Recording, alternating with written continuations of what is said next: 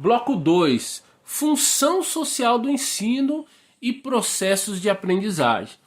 Então, nesse segundo capítulo aqui, o autor se pergunta qual a finalidade social do ensino. É uma pergunta retórica. Ele discorre ali uma série de respostas possíveis que cabem aí nessa pergunta, finalidade social do ensino. E ele chega a uma conclusão bem assim generalizada. A finalidade social do ensino é literalmente a formação. Então, o processo educativo, o processo de ensino visa formar pessoas para que exerçam determinadas atividades, sejam elas atividades técnicas, sejam elas atividades subjetivas, né? Então tá aí, poxa, o indivíduo passou pelo processo de formação escolar, mas optou por ser dona de casa. Não é uma formação técnica, mas é uma pessoa que necessita de uma determinada formação. Conversar com os filhos, conversar com os vizinhos, conversar com os parentes. Então o autor alega que todo tipo de prática social requer algum tipo de formação. Seja ela uma formação técnica, uma formação afetiva, uma formação cognitiva, todo tipo de ação social requer um determinado tipo de formação. Seja ela formal ou não, mas requer formação. Então aí vem a pergunta, para cada tipo de função que o indivíduo vai exercer na sociedade, requer uma pergunta, o que eu devo aprender? O que eu devo aprender? Tá, eu vou ser uma dona de casa, então o que eu tenho que aprender para ser uma boa dona de casa? Eu vou ser um mecânico, o que eu tenho que aprender para ser um bom mecânico? Eu vou ser um professor, o que eu tenho que aprender para ser um bom professor?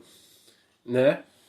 E aí gera outra reflexão. Peraí, é ser ou fazer? Né? Então o autor ele coloca que a formação ela necessita ter os dois.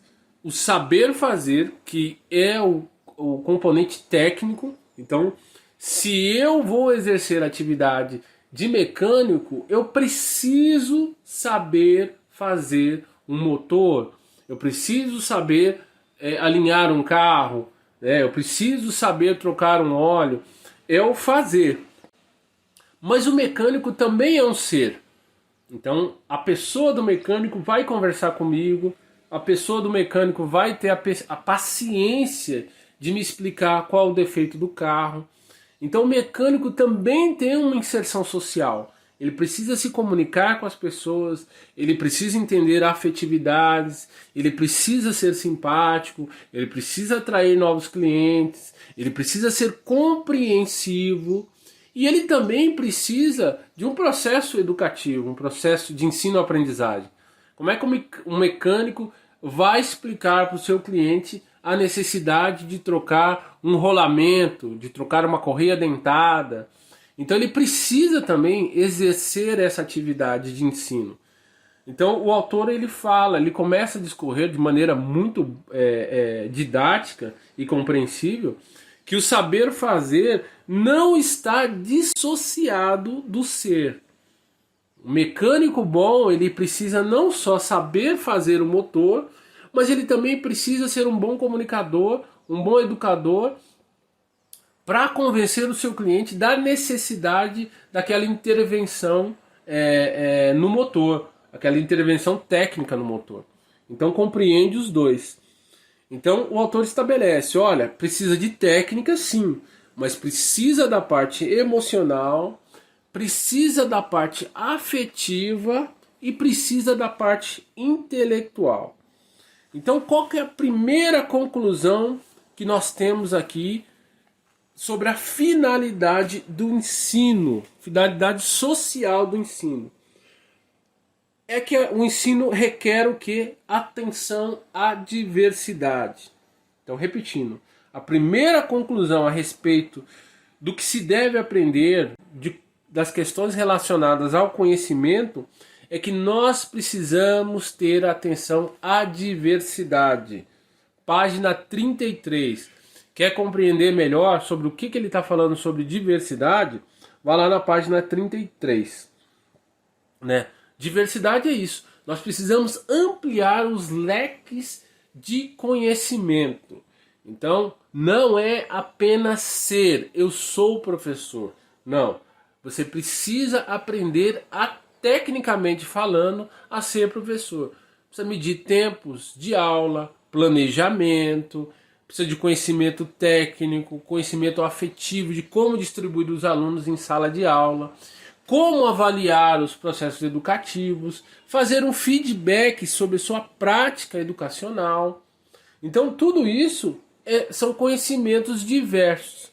Então, o que o autor quer dizer aqui? Ele quer criticar, e ele faz essa crítica, ao conhecimento que aborda apenas conteúdo. Então, planejamento. O que é planejar? Eu vou planejar a minha aula. Isso não é diversidade, porque é um dos aspectos do processo educativo, é o planejamento. Então, ele fala que nós devemos insistentemente ampliar os nossos leques a respeito do que eu devo ou não incorporar na minha prática educativa.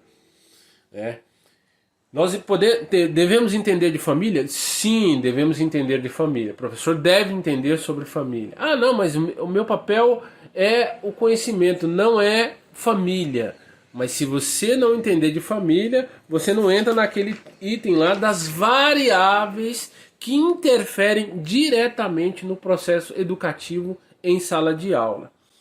Então, uma outra pergunta que ele levanta, porque o autor ele faz assim, ele coloca um questionamento, ele responde de maneira generalizada esse questionamento e ele pinça um outro questionamento. E ele fala assim, mas então, se nós temos que atender à diversidade, como é que nós vamos trabalhar com toda essa gama de diversidade? É muita coisa para um professor trabalhar. Então ele mesmo dá a resposta. Então nós temos que peneirar dentro dessa diversidade. E o construtivismo, que é o foco no ambiente, na estrutura que circunda o processo educativo, é óbvio que eu estou falando de maneira generalizada, a ideia de construtivismo é muito mais ampla do que isso, mas ela foca essencialmente no ambiente ao redor da criança.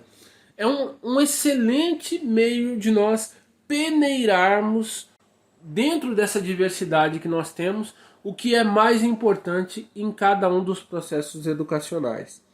Então ele fala lá, olha, você cria um ambiente escolar, você cria um ambiente onde você tem várias coisas, você tem mapa, você tem livro didático, você tem livro de conteúdo transversal, você tem jogos, você deixa esse ambiente rico e espera que a criança se interesse por algo. Ele está dando um exemplo, tá, pessoal? Eu sei que nem todo mundo tem sala temática, mas algumas escolas particulares e públicas, por exemplo aqui em São Paulo, tem sim salas temáticas, que é uma base aí da prática do construtivismo.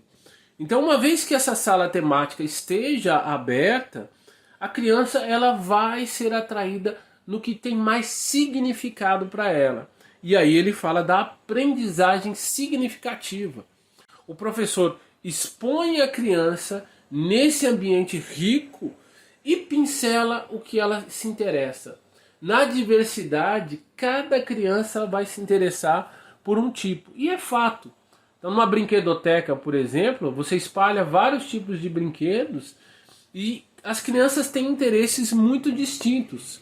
Então, há casos em que meninos se interessam por boneca, meninas se interessam por carrinhos, meninos se interessam por bola de beisebol, outros se interessam por bola de futebol, outros se interessam por bola de basquete. Então, o que tem mais significado para a criança é o que vai atrair. Então aqui o Zabala aponta, olha, o caminho de criar aprendizagem significativa com base nos interesses individuais de cada um dos alunos é a chave do sucesso. Por quê? Porque cria significado para o aluno. Então, quando tem significado para o aluno já está predisposto a exercer o processo de aprendizagem. E aí ele entra em Vygotsky, né? A zona de desenvolvimento proximal. O aluno já se interessou, ele já está inclinado àquele processo de aprendizagem e o professor atua como um facilitador. E aí nós já conhecemos o peso dessa palavra nos dias atuais. Um facilitador. Nós deixamos de ter aquele papel proeminente no sentido de estar numa escala hierárquica superior, né, de conhecimento bancário, né, aquele conhecimento em que o professor deposita o conhecimento que ele próprio considera importante na cabeça do aluno e passamos a ter um papel mais colaborativo em termos de aprendizagem. E é isso que o Zabala aponta aqui. Então ele fala, nós esperamos uma ação prévia da criança. Deixamos o ambiente, aquele ambiente de construtivismo, vários objetos, vários materiais, e nós esperamos ali entender o que a criança se inclina mais. Essa é uma ação. A ação é baseada numa atitude. A criança se moveu naquele sentido. E aí você tem o que ele chama de exercitação, né? O que é exercitação na visão do Zabala? É o fazer. Então a criança teve uma atitude, ela teve uma ação, ela foi buscar a bola de basquete. Então, na hora que ela toma essa atitude, ela já passa a uma prática educativa. Ela vai fazer, ou seja, ela vai bater aquela bola, ou ele vai chutar aquela bola de futebol, ou ele vai brincar com a boneca, ou ele vai brincar com a panelinha. Tudo isso é o fazer. E aí entra o professor como colaborador no feedback, né, na reflexão da criança sobre o processo educacional, que ela mesma tomou atitude e ela mesma está exercendo. Peguei a bola de basquete, bati 2 vezes, joguei a bola, não acertou o cesto. E aí tem o feedback, pus muito pouca força, movimentei um pouco a munheca, né? Preciso dar um salto a mais, eu preciso tomar mais impulso. E aí o feedback educacional vai acontecendo. Então, nesse segundo capítulo, chamado aí Formação Social do Ensino e Processo de Aprendizagem, ele enfatiza muito bem nisso. Professor, como um profissional de colaboração, nosso colaborador. Ele está ali para perceber a inclinação do aluno em relação a certos processos de aprendizagem, que é a aprendizagem significativa. Então, para que esse processo significativo ocorra, a criança precisa ser exposta a uma determinada diversidade, onde ela vai pincelar qual é o objeto de interesse dela mesma. Ok? Ficamos por aqui, até o próximo bloco.